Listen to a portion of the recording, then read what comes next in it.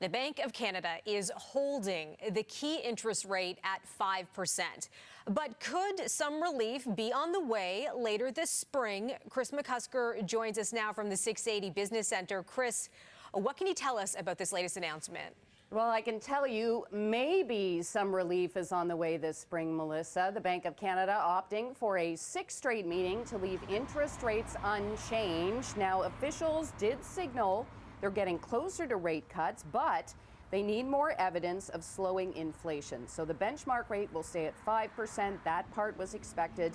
The statement says data since January has boosted their confidence that price pressures are gradually slowing, even as they expect economic growth to increase. Bank of Canada Governor Tiff Macklem called further declines in core inflation very recent, adding the bank wants to be assured this is not a temporary dip.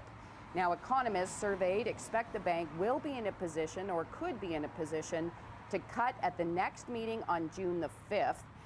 There is a lot of data to come before that, most notably inflation next week, along with the federal budget. Although I will point out that we did see hotter than expected U.S. inflation today. Not sure if that signals anything for this side of the border on that inflation update next week.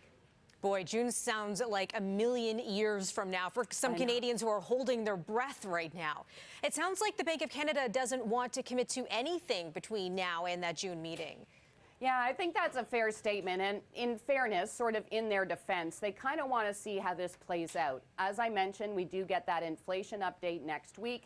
We also get the federal budget. There's also another jobs report to come, another inflation update, another GDP report. Maybe some more clarity around oil prices, because the reality is the price for oil also inflationary. The bank today, Melissa, also released its quarterly monetary policy report, which suggests the likelihood of a soft landing has increased. That's when inflation slows without a significant economic downturn. The central bank, though, slightly revised down its forecast for inflation this year. It does continue to expect inflation to return to that 2% target by the end of 2025. Lots of numbers to keep an eye on there. Kris McCusker from the 680 Business Center. Thanks for that update. Thank you.